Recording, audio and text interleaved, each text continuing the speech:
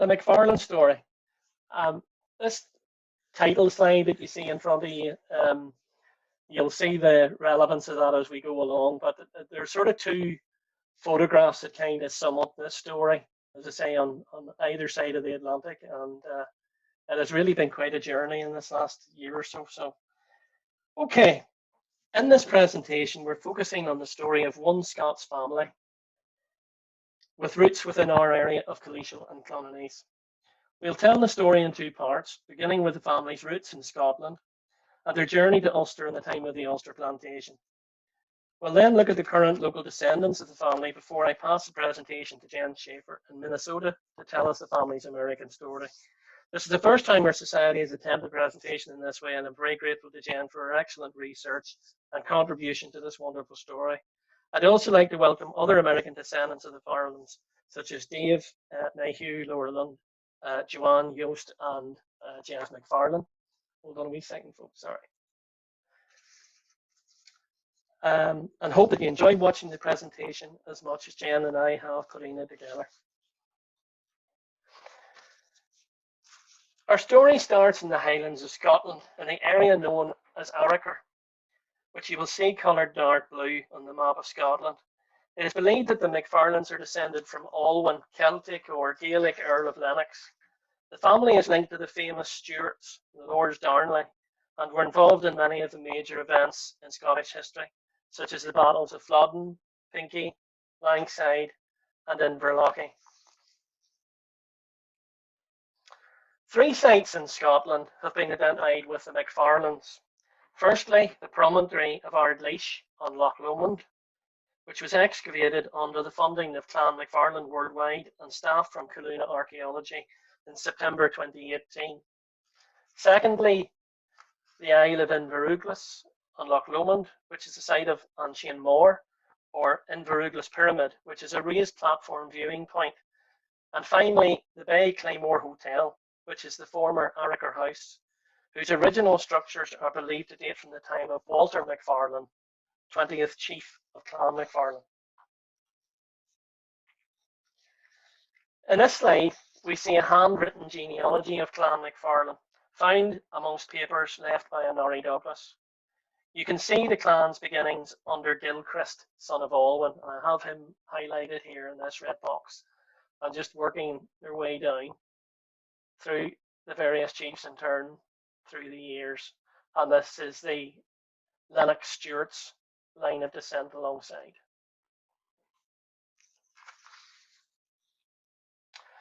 Continuing the McFarlane lineage further, we come eventually to the 20th chief, whose image is opposite the genealogy.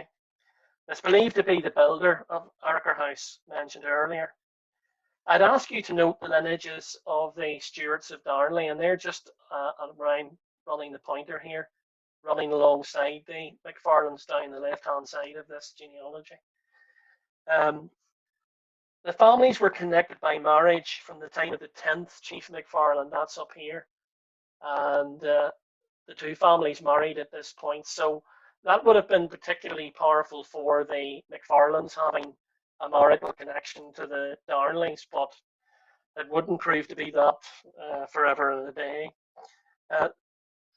By the time of Henry Darnley's marriage to Mary Queen of Scots in 1565, the two families would go their separate ways, and at the Battle of Langside in 1568, the McFarlanes opposed Mary Queen of Scots, and she was defeated.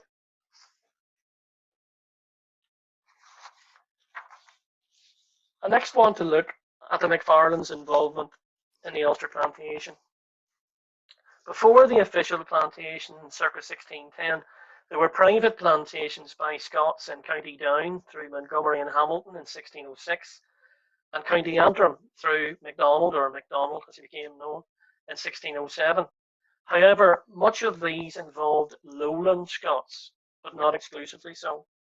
The grants of the land by the Crown under James I of England, or 6th of Scotland, involved English, Welsh, Scottish, and Irish grants.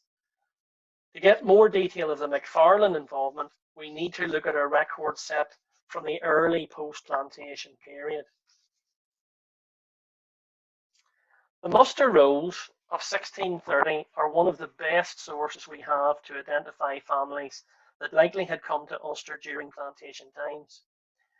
During the early 17th century, when British colonists were settling in Ulster under the Plantation of Ulster, landing estates were required to muster tenants for defence when areas were under threat from the native Irish. Early muster simply stated the number of men on estates bearing arms. The best muster rolls were drawn up around 1630, and these contained the names of adult males bearing or capable of bearing arms. Adult males were likely those over 15 to 16 years of age. From the slide, you'll see that the majority of males with the surname McFarlane settled on the estates of the Duke of Lennox in Donegal or that of Sir William Stewart in County Tyrone. So the Donegal settlement is the light blue here in the slide. You can see the Duke of Lennox as the estate. And then this orange colour down here represents the William Stewart in Tyrone. It's interesting to note the use of Christian names such as Duncan, John, Andrew, Walter, etc. Such an adherence to a pool of Christian names is helpful when researching the Scots plantation families. So this is very much a Celtic and Gaelic tradition of passing the same sort of group collective of names, particularly in the male line. And there is a kind of rule of thumb that we use even today that applies against that. For instance, I'm the third Robert in 3 generations in my family. But this can be very, very helpful then, from a genealogical perspective when you're trying to search out ancestral connections and things. Focusing on this slide on the estate of Ludovic Stewart, the second Duke of Lennox in Donegal now, in Portlock. The estate comprised some 3,000 notional acres and was occupied in 1619 by Sir John Stewart of Methven, who was an illegitimate son of the second Duke. He rebuilt the structure of Mongavlin, former stronghold of the O'Donnells, around 1618, and nearly half of the McFarlanes mustered in 1630 came from this estate. So this is a sketch that was done in an early Victorian journal, dates from 1862. So there was still a substantive ruin, if you like, and still even possibly roofed at that time. There is little or nothing left of it today, sadly. So that was the location then on the border of Donegal and Tyrone here, and close to Derry. And this is the plantation of Portlaw. Mongavlin Castle is basically just at the end of the arrow there. Turn now to County Tyrone and the estate of Sir William Stewart at Ballincool and Ballarunally. It was originally granted to Edward Kingsmill in 1615, but then in fief to Sir William Stewart in 1618. Stewart had come to Ireland 10 years earlier as part of a Scotch army recruited to quell the rebellion of Sir Cahir O'Doherty. For his service, he had received a grant of 1,000 acres in County Donegal along the shores of the Swilly, and later around the area of Newton Stewart, County Tyrone, which bears his name.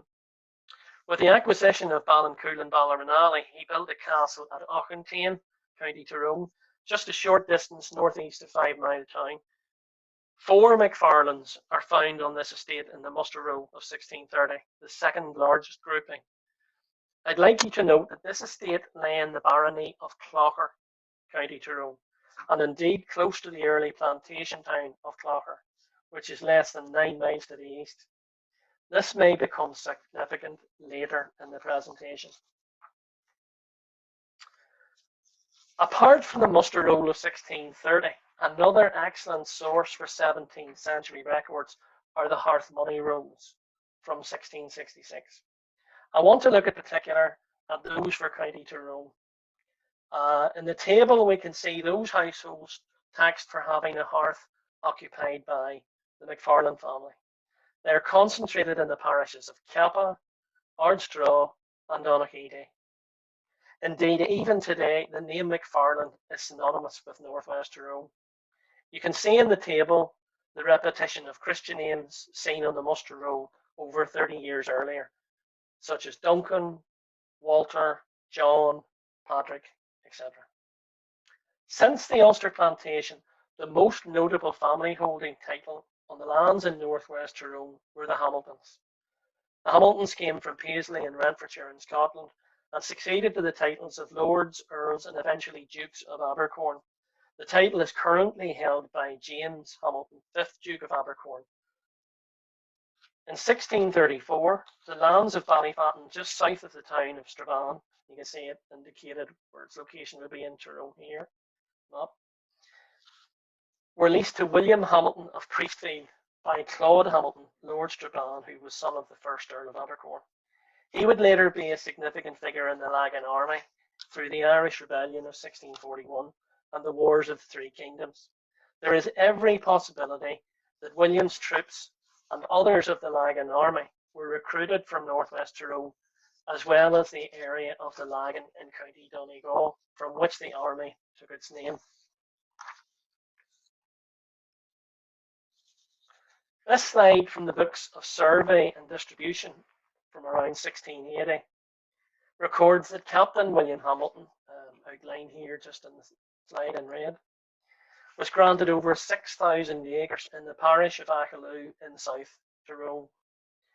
This was in recognition for his service as what became known as one of the 49 officers, who petitioned Charles II for outstanding wages and costs in the service of the king from 1641 to 1649.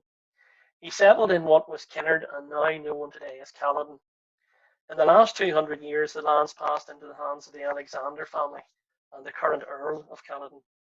After acquiring these extensive lands in South Tyrone, William Hamilton would have needed tenants. War had ravaged much of Ireland with a terrible toll on the civilian population. It is reasonable to assume that he may have sought to surround himself with people from families with whom he was familiar. I would suggest, therefore, that William Hamilton's newly acquired estate may have been particularly responsible for an internal migration of Scots planters from Donegal and northwest Tyrone into South Tyrone by the late 1600s.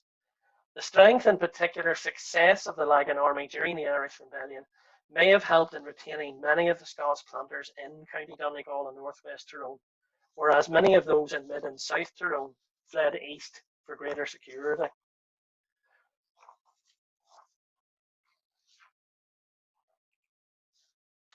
Unfortunately, records from, excuse me a wee minute, just somebody just joining the meeting here.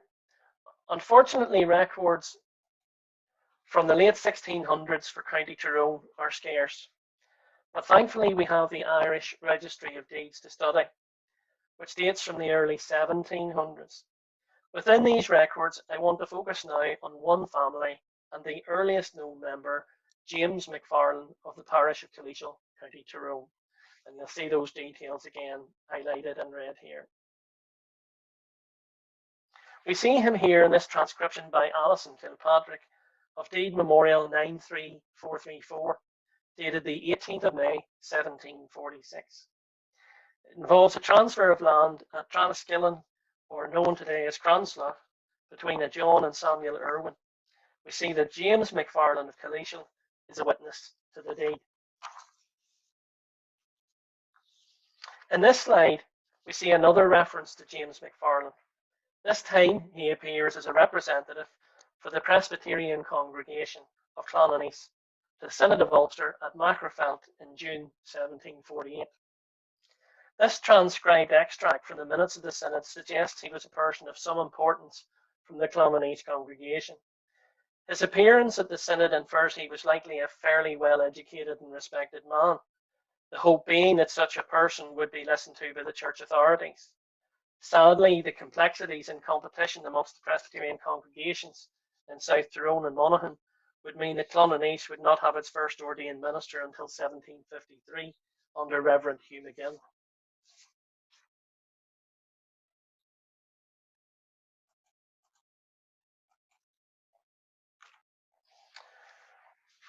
We see James McFarlane mentioned again in the rent roll of the Stewarts of Killymoon for 1764.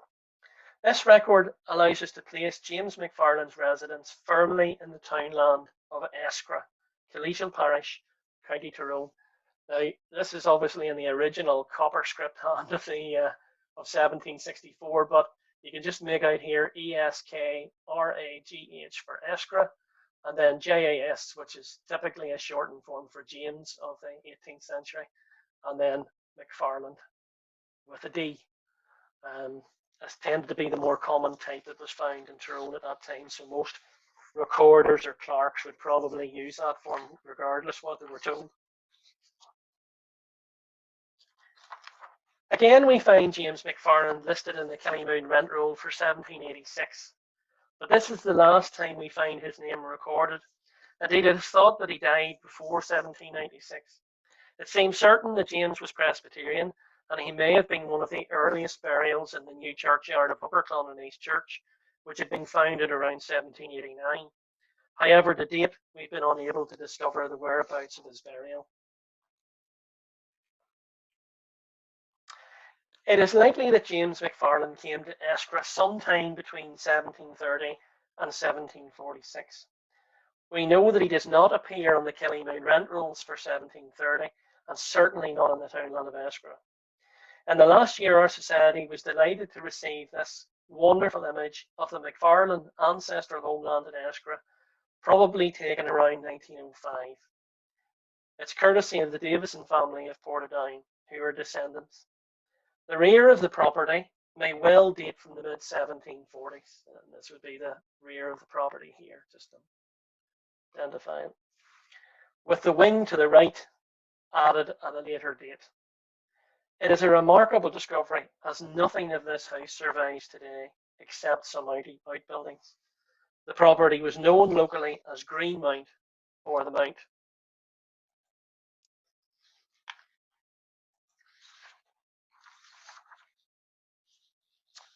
Returning to records again, we look now at the freeholder register for 1796, and an extract from the Dungannon Ledger, which includes the name of Hugh McFarlane of Eskra Collegial. We can surmise that this Hugh is likely a son of James McFarlane. These freeholder registers were an early form of voting record. Under the law at that time, only someone who was in receipt or in residence of a 40-shilling freehold could vote. So it was far from what could be loosely described as democracy, but anyhow, that's history.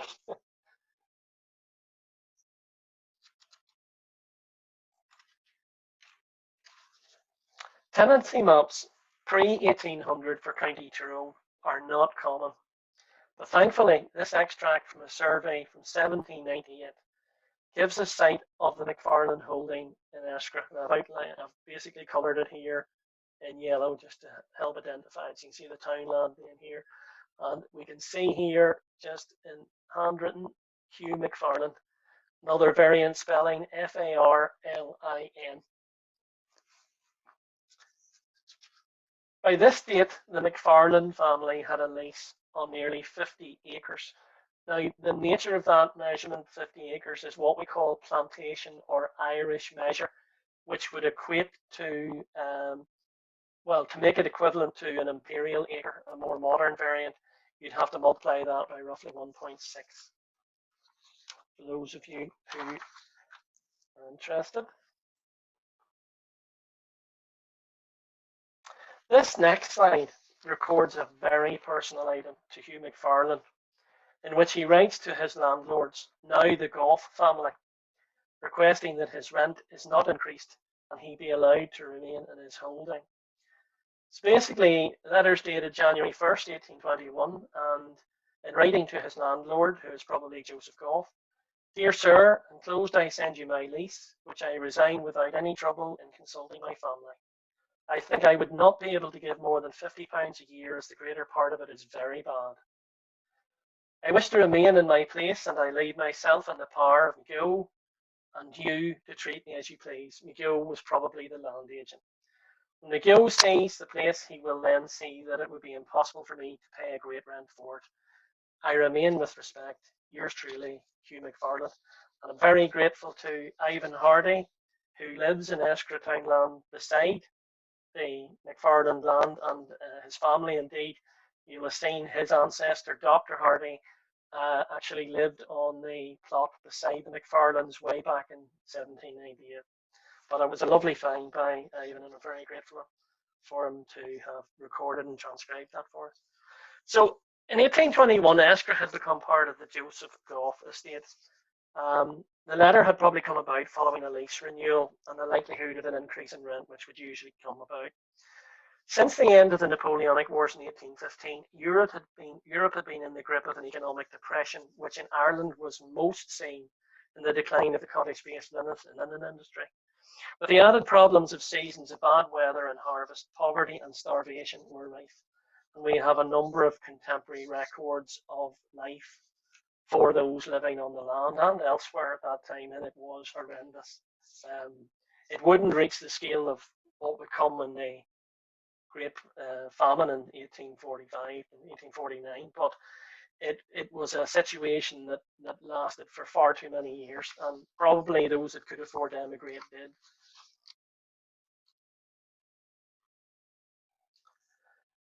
The final record we have of Hugh McFarlane is the Tithe of Popland book for the parish of Kalisho in 1829, and more particularly the townland of Eskra, in which we see Hugh McFarland with a total of around 43 acres, again, plantation or Irish measure. It's interesting to note that over 30 acres of his land is not first quality. In other words, good grazing meadow or arable land for growing crops. And this may be a proof of his case put by letter in the previous slide. So the tithe allotment was a form of taxation done through the established Anglican Church, which was a form of law in the land and had been since long before plantation times. But basically, what it notes here is the landholder or the tenant, the total number of acres under their tenancy, and then it divides the land up into qualities. So first quality would be good grazing meadow or arable land, and then you're gradually moving down the scale till you get to third and even fourth quality, where it's barely scrub, bog, heathland, whatever.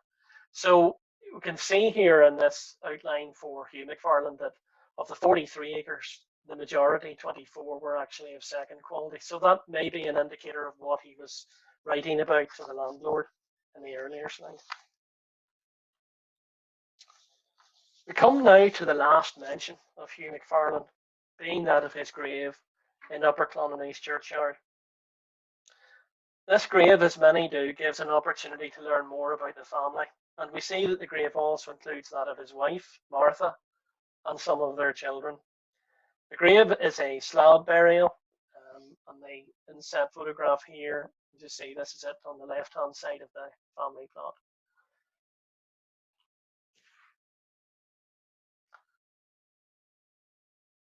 It's worn down very badly by time and erosion, and great difficulty in trying to get at the inscriptions on the headstone.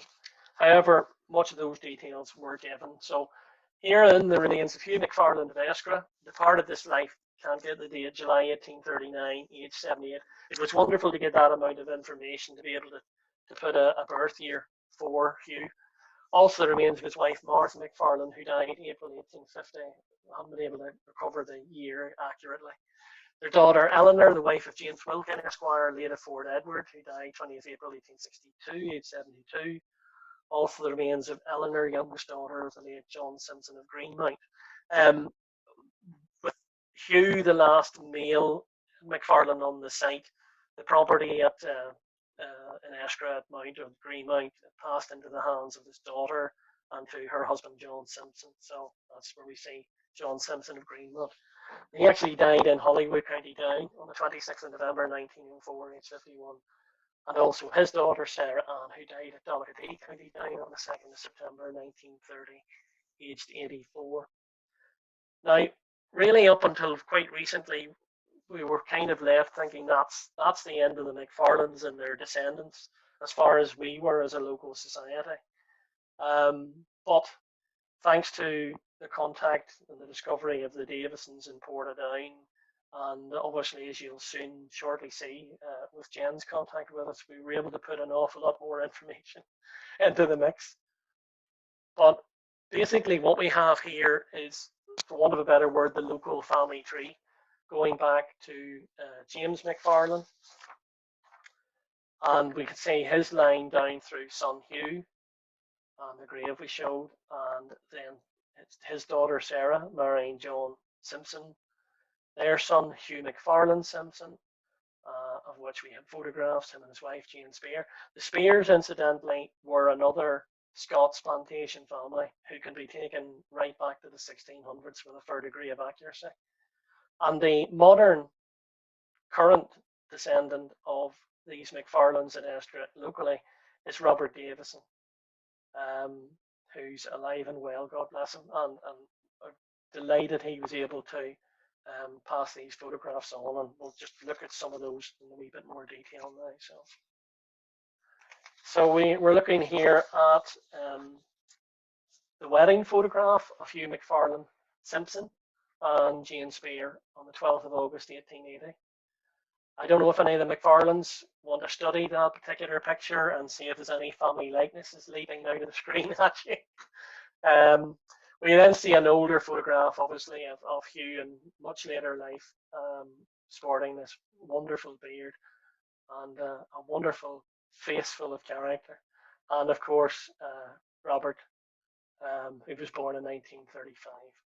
And his son Robert, and this Robert Davison, opened a men's outfitters in Portadown way back in, I think, 1960. And the business had been going strong since, and his son now sort of runs the business.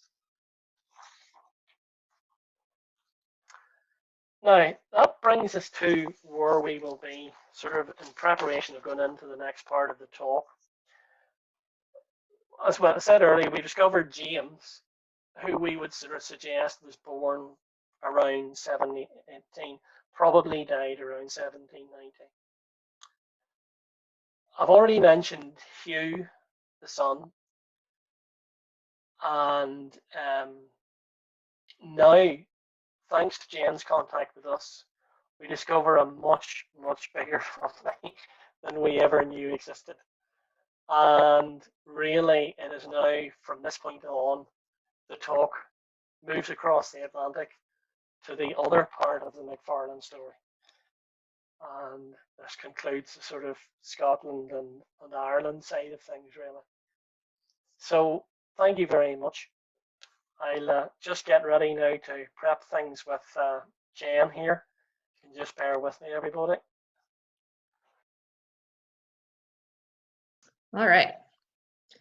I am the fourth great-granddaughter of Francis McFarlane, who was born around 1762 at Eskera and came to Pennsylvania when a teenager or even younger, likely in the care of his older brothers Andrew and James. He was adjacent to a great deal of historical moments in American history. And I continue to be amazed at what I uncover in my McFarlane research and the sheer volume of information relating to them. I'm going to walk you through the siblings who came to America and their impacts on history, and then my own direct line and some information on current McFarlanes in the US. Andrew was likely the oldest of the 9 known children of James McFarlane, who resided in Eskera as early as 1746. According to a family history written in 1926, there were supposedly 21 children in the family, 19 boys and 2 girls. Andrew is noted as being a trader in Philadelphia, possibly as early as 1763. A 1900 book titled Old Westmoreland County, Pennsylvania, A History of Western Pennsylvania During the Revolution, states Andrew arrived in Philadelphia soon after the close of the French and Indian War, which ended in 1763. Jonathan found a notice in a newspaper that mentioned Andrew would take his passage on a ship in 1772, proving that he crossed the Atlantic multiple times. It reads, for Newcastle and Philadelphia in America. The ship Hopewell, James Campbell, master, burthened 250 tons, remarkably well calculated for carrying passengers and a prime sailor, will be clear to sail from Londonderry for the parts aforesaid by the 20th of July next. Any person or persons who intend going thither, either as passengers, redemptioners, or servants, may apply to Mr. William Caldwell, merchant, or said commander, who will agree with them on the most reasonable terms. Any person near Carranteel in the county of Tyrone may apply to Mr. Andrew McFarlane of Eskera, who is to take his passage in said ship, and will agree with them and take earnest. As the ship is hourly expected from Cork, and will sail as near the time above mentioned as possible, Any person who intend going in her are desired to come in and agree and give earnest. Londonderry, June 22nd, 1772. The Hopewell arrived in Philadelphia 3 months later on October 21st, 1772. No ship manifest is available, but he may have had siblings with him on this voyage. And I've included an illustration of a similar brigantine that was only 114 tons. Books on the colonial history of Pennsylvania are full of references to Andrew McFarlane and later on to his brother James. According to the book Pittsburgh of Today, Its Resources and People, by 1771, Andrew had made it 300 miles west through dense wilderness to the area around Fort Pitt and the small settlement of Pittsburgh. In that year, Governor Penn decided to create a civil government for the settlement, which had previously been governed by the commander at Fort Pitt. Andrew was already respected and established in that area, as he was appointed by Governor Penn as one of the 5 magistrates for nearly all of western Pennsylvania. The land that contained the small village of Pittsburgh had only recently been purchased from the Iroquois 3 years earlier.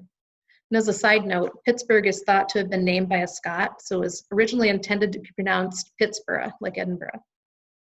In 1774, as the colony of Virginia was determined to assert jurisdiction over western Pennsylvania, the government of Virginia chose to send a militia to interrupt court near Fort Pitt and arrest 3 of the magistrates of the newly minted civil government of western Pennsylvania, Justices McKay, Smith, and Andrew McFarlane. In the Pennsylvania archives is a letter written by Andrew to Governor Penn the day after his arrest on April 9, 1774. The letter states very eloquently how they were pressed to post bail, but refused out of respect for their position and the ridiculousness of their arrest. And they were taken to Staunton Jail in Virginia, distance of 250 miles, and confined for 4 weeks.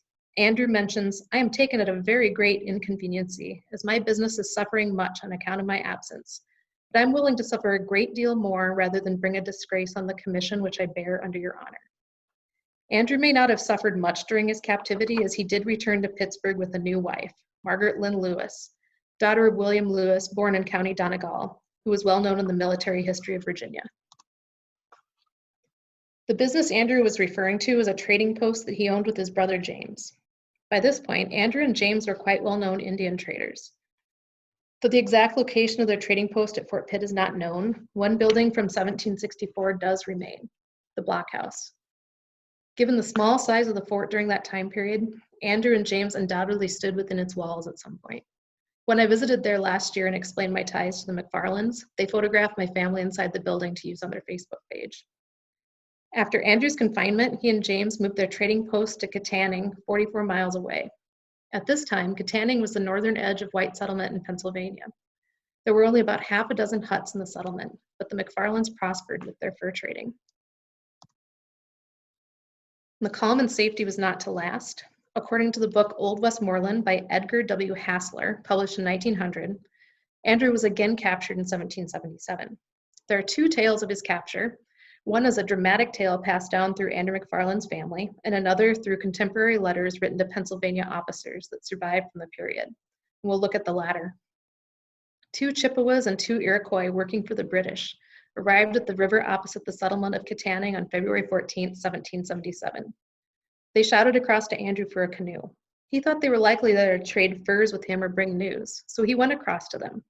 As soon as he arrived, he was seized and informed he was their prisoner. This was witnessed by his wife and the only other 2 men currently at the settlement. The Indians had been charged with bringing him to Fort Niagara and to treat him kindly. 203 miles to Fort Niagara was on foot through deep snow. He was taken to Quebec by the British, likely by a ship where he remained for 3.5 years, while being interrogated regarding the defenses on the frontier. In the fall of 1780, his brother James was a lieutenant in George Washington's army and counted him as a personal friend. Through James's relationship with Washington, he was somehow able to broker a release for his captive brother. Andrew made his way down to Staunton, Virginia, and was reunited with his wife and young son. During the later years of the Revolution, he was a commissioner of purchases for the Continental troops serving on the border. Andrew never returned to Katanning and instead opened a new trading post closer to Pittsburgh and settled down in an area along the Monongahela River near Elrema, Pennsylvania. There is much evidence that he was not idle after putting down his roots along the river. There are references to a ferry he operated on the river, a time in 1794 when he hosted George Washington and his troops on his land, and visits from Meriwether Lewis, who was likely a relative of his wife and was in the process of procuring a keelboat for his venture, now known as the Lewis and Clark Expedition of 1804, which explored the western part of America gained during the Louisiana Purchase. He continued to hold business interests and land with his brother James, the subject of the next slides. James often lived with Andrew and his family when he was not on active military duty. One item of local note is that his last will and testament, signed on November 3rd, 1828, lists that he had named his estate Clocker. Andrew died in 1829, around 89 years of age, and was buried with his wife near an Indian mound on their farmstead. The area became industrialized in the 1920s, and he and his wife were moved to Lobbs Run Cemetery nearby, and his homestead demolished. He had 10 to 13 known children, many of whom went on to do notable things and be prominent citizens. Andrew's younger brother James was born around 1751 at Eskra. While Andrew contributed to many parts of early American history, James was at the heart of a major incident after the Revolution. James doesn't show up in records as early as Andrew, so it's hard to gauge when he actually left Ireland. Perhaps Andrew's trip back to County Tyrone in 1772 was to fetch young James. Our family's lore has always been that our McFarlanes left Northern Ireland specifically to come to the colonies to fight the British. While there is obviously no proof of this, the first record where James exists is in the Revolutionary War rolls of 1777, where he has been promoted to the rank of second lieutenant. His regiment consisted mostly of Scots-Irish frontiersmen who were expert marksmen. While most of the British and Continental armies were using muskets, the 1st Pennsylvania Regiment was using long rifles with double the distance and accuracy of the more commonly used musket. A doctor named James Thatcher wrote that he observed the soldiers being able to hit a 7-inch target from 250 yards away. They were considered special forces deployed by Washington for specific tasks, rather than standard military deployment. They received special treatment at military camps as well, and they were not assigned camp chores and duties as other soldiers were. Their motto was, "I refuse to be subjugated." The largest battle that James was a part of was the Battle of Brandywine in Pennsylvania on September 11, 1777. It was the longest single-day battle in the entirety of the war, with 11 hours of continuous fighting. The Continental Army was 14,600 strong and ended with 250 killed, 600 wounded, and 400 captured. The British Army was 15,500 strong, ending with 93 killed, 488 wounded, and 6 missing. It was a victory for the British. James was promoted to captain of the 8th Company on March 21, 1778. They were officially disbanded on November 3, 1783, having engaged in 10 official battles of the Revolutionary War. After the war, James continued the operation of his trading post with his brother Andrew and appears to have prospered. His name starts to show up on land warrants around the Pittsburgh area as early as 1785. He ends up with 200 acres here, 299 there, an occasional 77 acres, sometimes co-owned with brothers Andrew, Francis, and David. In 1788, he patented 303.5 acres in Scott Township south of Pittsburgh. This was to be his last primary residence in his life, and he spent his time operating a trading post on nearby Chartiers Creek. He named his estate Black Oak Hill.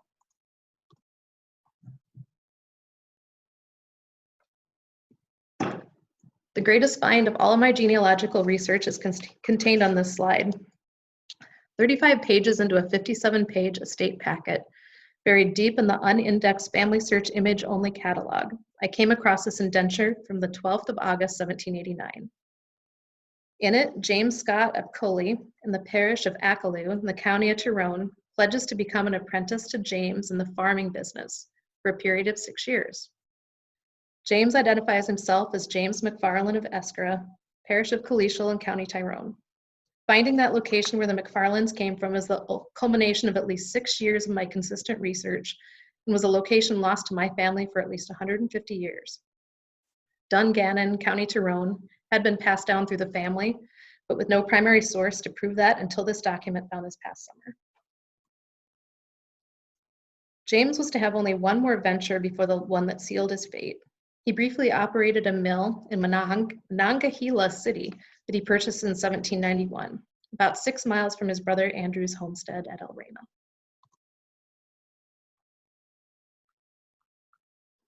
After the end of the Revolutionary War, The newly formed states found themselves massively in debt.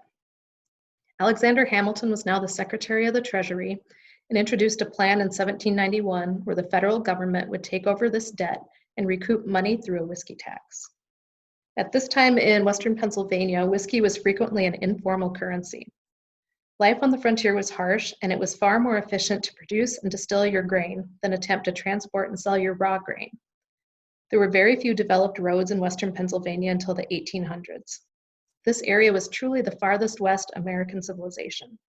Beyond it was wilderness. This tax hit small farmers and traders the hardest, as large producers paid less tax than small producers.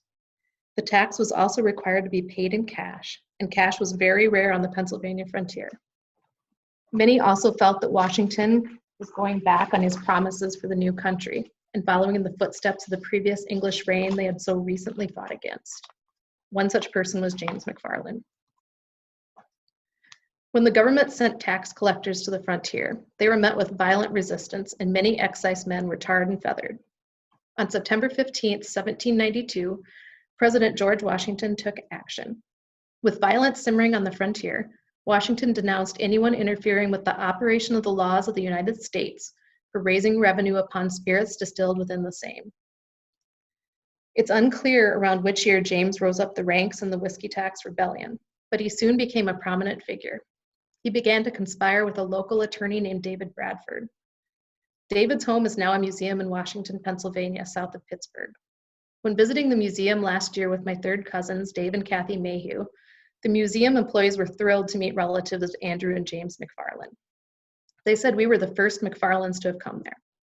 The docent told us tales of James and Andrew sitting in the dining room with David and covertly opening mail that they had intercepted between Pittsburgh and Philadelphia as Alexander Hamilton knocked on the front door. There were many stunts, such as barn burning of tax collectors and intimidation, that James was likely a part of, though no proof exists.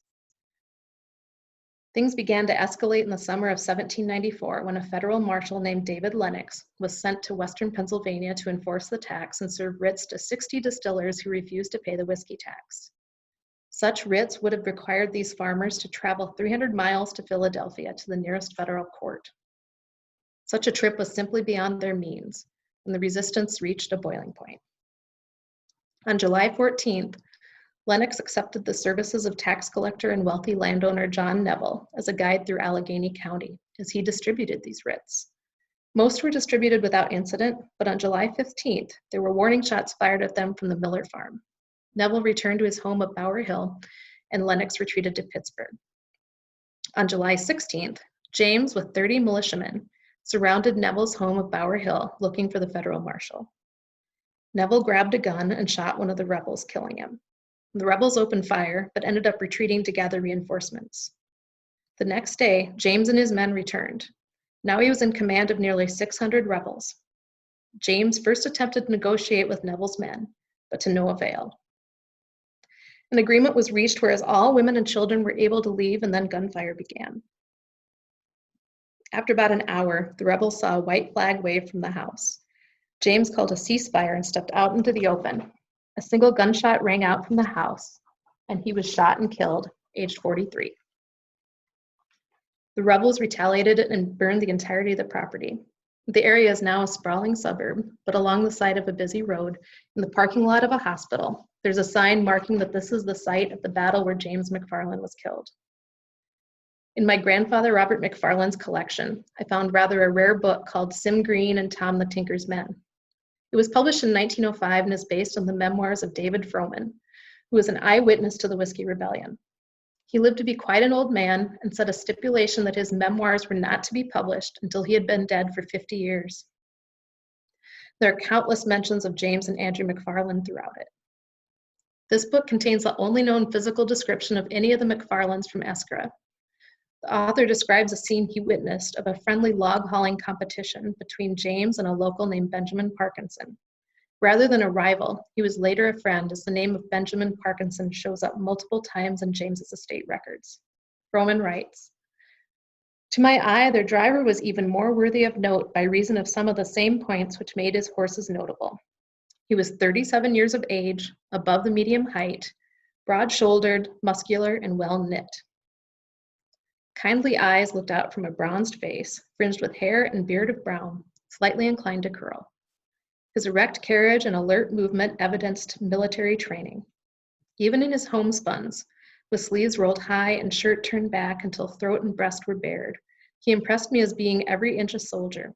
He had served his country well in the Pennsylvania line under Washington, attaining the rank of lieutenant, and was now a major in the militia, greatly beloved by the men under him and officers associated with him. The author also claims to have been competing with James for the affections of the same woman by the name of Mary. He states that this woman warned James against taking up arms against Neville. He also writes the first-hand account of James's death.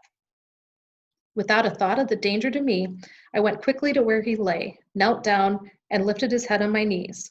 It was evident that he was dying. He muttered something in Gaelic that I did not understand, then opened his eyes wide, gazed into mine, and said, "She was right," and with a sigh expired. After James died, he was carried that night by horseback with his men 16 miles through the wilderness to Andrew's cottage in El Rama. He was buried in Mingo Cemetery several miles away. I visited there last fall and took the displayed photos. The cemetery proudly flies the flag of the Whiskey Rebellion, and many other noted players are buried there.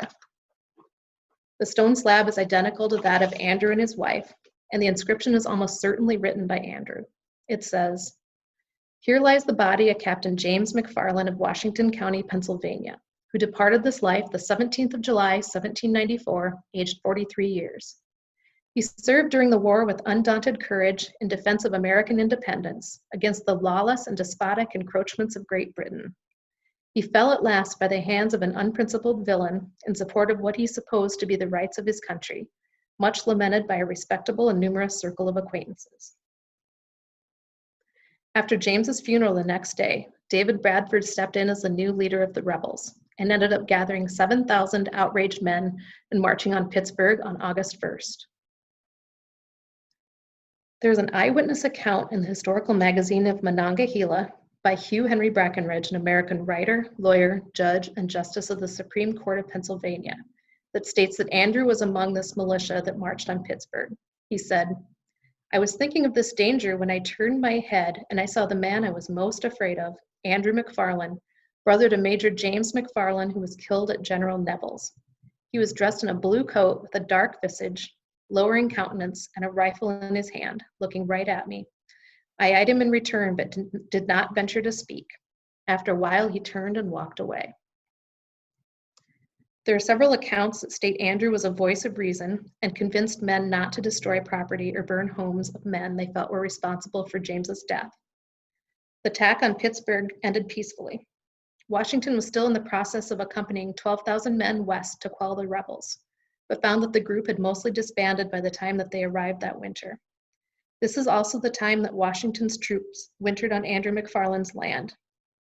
Andrew was never arrested for any part in the Whiskey Rebellion, so perhaps they were able to come to an understanding during this time. This is also the only time that a sitting president of the United States has led troops into battle.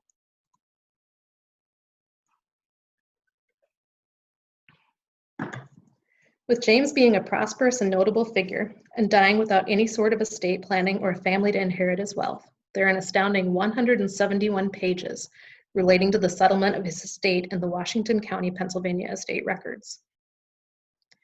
Andrew and my fourth great-grandfather, Francis McFarlane, were co-executors. A great find within the documents was a very thorough listing of all of James's heirs and their locations. Though their brother Hugh is listed as being in Ireland when this list was made in 1794, he shows up at later dates 2 different times with an original signature and acting on the behalf of his 2 sisters in Ireland, indicating that Hugh came to Pennsylvania and returned to Ireland at least 2 times. Very little can be found regarding David McFarlane, though he died in 1830, nor is there much to be found regarding the sisters of the family, which is unsurprising given the time period. Prior to the 1850 U.S. federal census, only the head of the household's name was listed in census records. The details in his estate papers are unlike anything I've seen before. Every receipt from his funeral is included, such as bread and meat, rope, linen, a coffin, and black gauze. Of particular note in the several pages that constitute his estate inventory, he had 38 gallons of whiskey, 64 bushels of rye, and 60 bushels of wheat. It also states that he owned a man, woman, and a child as slaves. Regrettably, their names are not given, and there is no paper trail of what happened to them. Also of note is James's sword that he used during the Revolution. My fourth great-grandfather Francis received it and used it during his own military service, and passed it down through a different child of Francis than I am descended from. I've tracked the sword to the early 1970s, where a very distant cousin of mine remembers it being in 2 pieces in the home where she grew up. She recalls 2 women who may have been distant relatives coming and taking it. The fact that it had already survived 200 years makes me hopeful that I can find it a mere 50 years later. My fourth great-grandfather, Francis McFarlane, was much younger than his notorious brothers, Andrew and James. Born in 1762, he was 22 years younger than Andrew and 11 years younger than James, and likely only their half-brother. It's unclear when Francis made his way to Pennsylvania, but he definitely came when he was quite young. He first shows up in 1788 on a land warrant with brothers James and David. Though there is far less written about him, there is still a nice biography in the History of Lawrence County, Pennsylvania, written in 1877. It states that he was part of a company of 45 men to first settle Mahoning and Pulaski townships on the Pennsylvania-Ohio border in 1793. Francis married Mary McWilliams and had a total of 14 children. McWilliams is a surname that shows up right next to the McFarlanes in the 1700s on a map in Eskra. A paragraph in the book states, "The settlers of 1793 were occasionally frightened away for a short time by the Indians, but were never harmed by them. Isaac McFarlane had been adopted by an old Indian squaw, whose son was supposed to have been killed by Wayne's army. The son returned, however, but McFarlane and his companions found favor in the eyes of the Indians, owing to the adoption, and were always treated kindly by them." Beyond this, Francis seems to have settled down by 1793 and led a fairly peaceful life in the wilderness of western Pennsylvania. He settled nearly 80 miles away from his brother Andrew, though his sister Annie and her family were part of this new community. He helped to found one of the Presbyterian churches in the area in 1808. Nothing remains on that site now beyond a tiny little graveyard that contains Francis, his wife Mary, and many of their children. Francis's stone is no longer visible, but the barely readable stone of Mary McWilliams McFarlane is there. Unfortunately, he does not have lengthy estate files. He died in 1846 at the age of 83, having already deeded all of his land to his son Irvine 2 years earlier. Francis's oldest son and my third great-grandfather, John McFarland, was born in 1794 and spent his whole life in Pulaski Township on the Pennsylvania-Ohio border. He was the only one of my McFarlane ancestors to spell his surname with a D on the end. He continued the McFarlane legacy of military service and was a private in the War of 1812. He enlisted in September 1812 and was discharged merely 70 days later.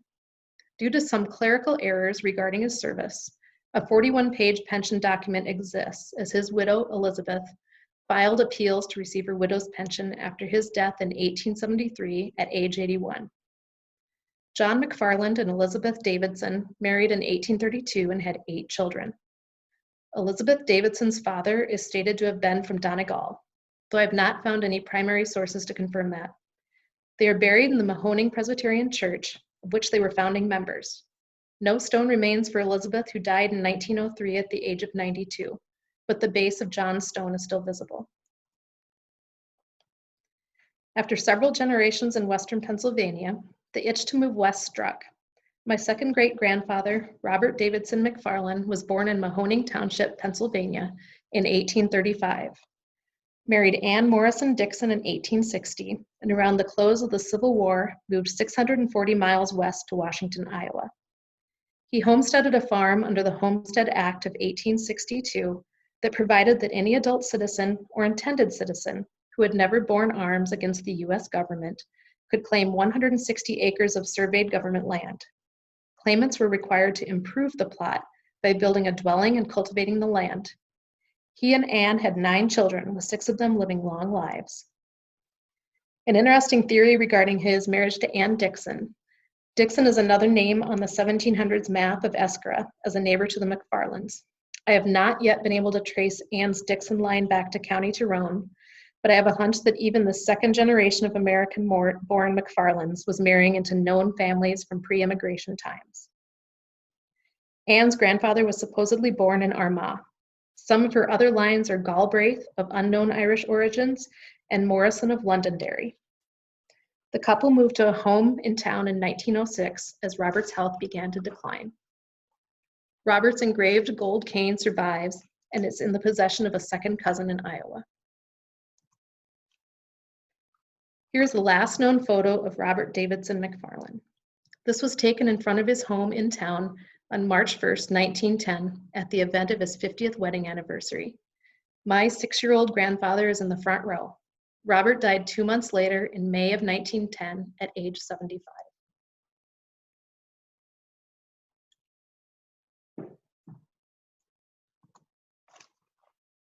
My great-grandfather, Louis Edwin McFarlane, was born in 1865 at the close of the Civil War. He was already the third generation born in America and the first to marry outside of the Scots-Irish families. In 1888, one of the worst blizzards in American history swept the country. Louis spent that winter living in a dugout in Iowa. A dugout was a common type of home on the prairie at the time, built into the earth, often with sod as a roof. See attached illustration by an unknown artist. He married Abby Lulu White, a school teacher, in 1903 in Rockwell City, Iowa. They moved west to south-central South Dakota to farm, and then on to central Colorado to farm again. They had sons Robert, my grandfather, and Claude. Louis died at the age of 80 in 1945. My grandfather, Robert Vern McFarlane, was born in South Dakota in 1904 and was the fourth generation born in America. He married Agnes Jensen in 1935, and they adopted a son in 1944 and had one daughter, my mother, in 1945. He farmed his entire life and spent most of his free time reading history books. He spent a great deal of time going through old family photos with me and having me label everything. He definitely sparked my interest in genealogy. His jaw would drop if he could see everything that's been uncovered about his McFarlane line. He died in 2001 at the age of 97. In 4 generations, the McFarlanes went nearly 2,000 miles across America by foot, horse, wagon, train, and car. There was an exceptional family history written by my grandfather's first cousin, Rodney Mayhew, in 1926, when Rodney was merely 22 years old. He clearly spent years researching the McFarlanes through paper records and interviews with very extended families. His immediate family was from Iowa, so it's truly amazing that he was able to accomplish this halfway across the country and write this 85-page history and accompanying large-scale family tree. His accurate research was instrumental in the progress that I've made on the family after their arrival in America. Rodney's grandson, Dave Mayhew, noted that his family history contains about 635 people, with 120 of them being directly descended from Francis. After doing some math regarding family sizes and subsequent generations, Dave Mayhew estimates there could be as many as 17,000 or 18,000 descendants of the first immigrant McFarlanes who came to America from Eskra in the 1760s. I've recently become involved in a Y-DNA project for the McFarlane surname. Y-DNA kits test only the paternal lineage of the DNA sample. I've tested my mother's first cousin at the big Y700 level, and results are starting to trickle in as others upgrade their kits. In the attached graphic, courtesy of the McFarlane Surname DNA Project, his kit falls into the red box. First, his closest match is a known descendant of Andrew, so that lines up. Interestingly, it also puts him in a line related to Daniel McFarland, who was born in Ulster and left for America in 1718, with his brother Duncan and adult children. Since they left for America so much earlier than my line, the common ancestor is even farther back than Daniel, who was born in 1664. Project is ongoing. And on my final slide, I'm including one more lovely portrait of the American McFarlanes that didn't fit elsewhere in the presentation. These are the great-grandchildren of Francis McFarlane of Eskra, taken in Washington, Iowa around 1888. They are left to right, Nettie, who married William Mayhew, Maddie, who married William Kerr, May, who married Howard Brown, Lewis, my great-grandfather, Robert Francis, or Frank, who married Bessie Crane, and Blanche, who never married. I am very proud to come from this long line of intelligent and respectable McFarlanes of Eskra. Thank you.